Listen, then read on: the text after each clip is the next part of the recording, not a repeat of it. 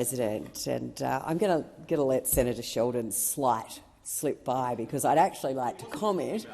Clearly not us, but I'm just not going to let Senator Hanson-Young's speech pass when I noticed she made a big deal about the habitats of koalas being under threat by coal mines. I hope to hear the same passion from Senator Hanson-Young when we see koala habitats being described through the development of wind turbine farms and solar farms, the at least 22,000 solar panels required every day 22,000 solar panels if we're to reach our renewable target, and 40 wind turbines per month, all of which will be most likely contributing to the depletion of koala habitat, yet silence from the Greens. But never let hypocrisy get in the way of a good rant. But I digress. First minute, not what I'm here to speak to today. The issue that I really want to speak to isn't just about policy. It's actually about Australians' lives and the potential that we have in this place to save up to 20,000 Australian lives each and every year. This is a matter of public health, and it's one that Australia is lagging behind when it comes to international best practice. So I just wanted to have a discussion today about one global best practice situation that's occurring in Sweden. So this Scandinavian country, with a population of just over 10 million, is currently on the cusp of achieving an extraordinary feat. It is about to become the first nation to effectively eradicate smoking.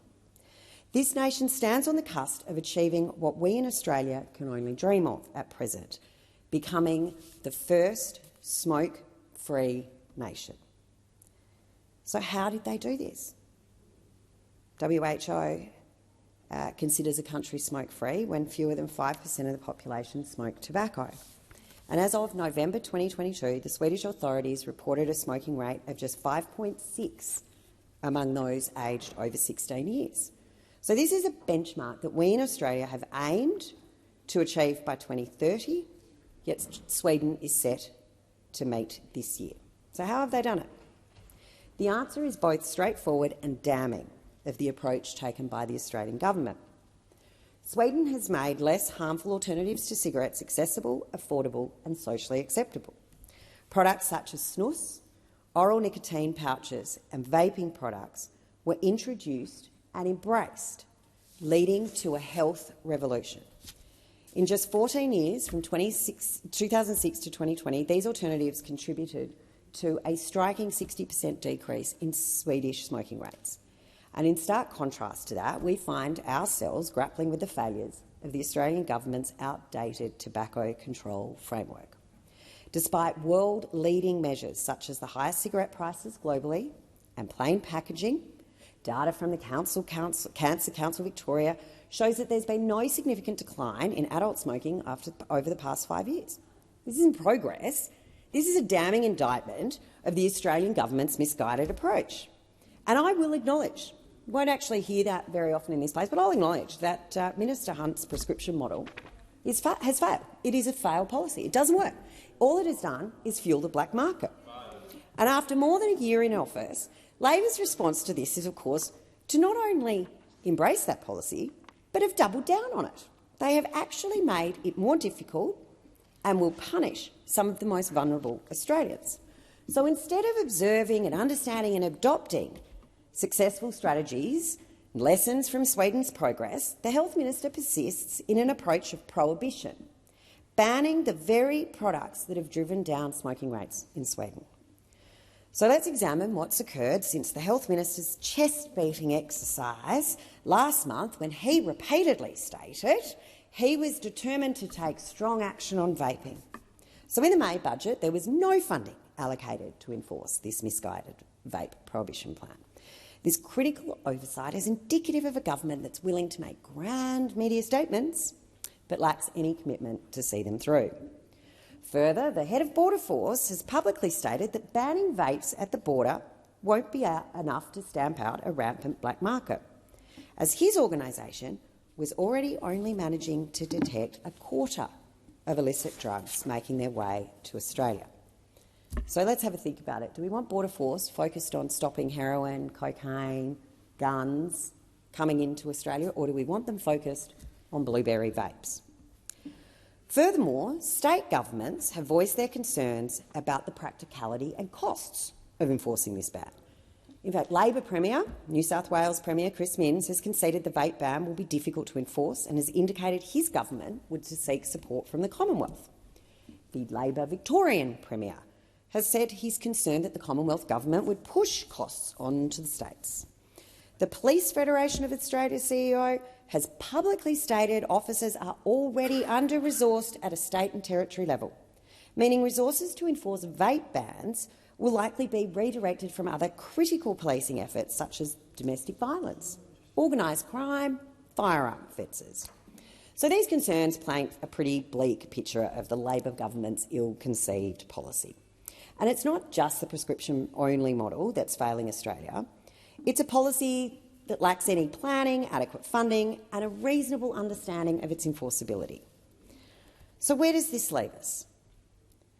It leaves us at the mercy of the Albanese government's failed approach, a government that, despite evidence to the contrary, is doubling down on a policy that's proven unsuccessful, a government that is choosing to ignore the success of nations like Sweden, where a different approach has delivered remarkable results.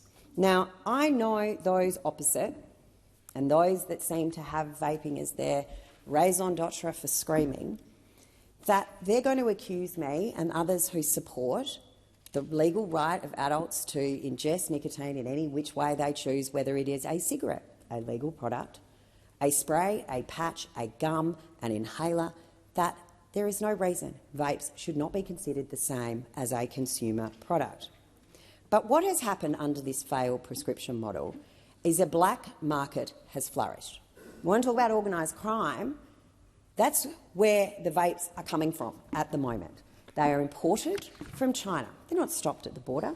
And even if they are stopped, there's sort of a fine. There's no jail term, so it's actually safer for them to move their business model to vapes than it is to drugs or guns in some ways anymore, because there's no jail time associated with it. It's actually forcing small business owners and manufacturers in Australia who produce liquid juice that is used in vaping without the nicotine.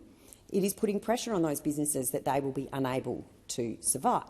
So what happens when legal entities are pushed out of the market through failed policy? What that means is the black market continues to grow. And we know that they are panicking over those opposite about the reduction in cigarette excise that they are currently able to access. And that's because cigarette rates are dropping, because vaping is an incredibly successful smoking cessation tool. In fact, to the point that over in the UK, they are offering financial incentives to pregnant women to stop smoking and go to e-cigarettes or vapes. They are actually providing them at the hospitals. New Zealand is streets ahead of us when it comes to decline in smoking rates because they have embraced vaping as a smoking cessation tool. They also have significantly lower rates of youth vaping because it is regulated correctly. So rather than the government looking at what is a failed policy, and I've already said I'll accept responsibility that Minister Hunt put it in, Senator Canavan and I in particular argued very strongly against it. You can look at our recommendations from the report. What we want to see is a regulated and licensed market. We want to make sure that there's quality control. We don't want people being able to axe their Wuhan sticks where you don't know where anything's being produced, you don't know what's in it, there's no nicotine levels. We want a product that has a quality control. We want a product that Australians can be sure of its safety and its efficacy. But we want to see that it's sold as a consumer product in the same way that cigarettes and alcohol are. And we have pretty good success when it comes to keeping under 18s away from cigarettes and alcohol, probably as best as we can. Teenagers can be nightmares, that's what they do. But as best as we can, we do pretty good generally at keeping under 18s away from cigarettes and alcohol, because big fines if you sell it. So why not do it as vaping? And at a time when we are facing gaps in our budget, under a pharmacy model there's no GST because it's a medicine. But if we move to a consumer model, not only can we put an excise on it, it gets GST. So all of these reforms we're talking about where it's coming to policing it, there'll actually be some money in the budget, unlike what those have done, no money in the budget. All talk, no follow-through. But all they are going to do is put legitimate businesses out of business, boost the black market and increase the access that our children have because they refuse to accept reality. Senator, I will now proceed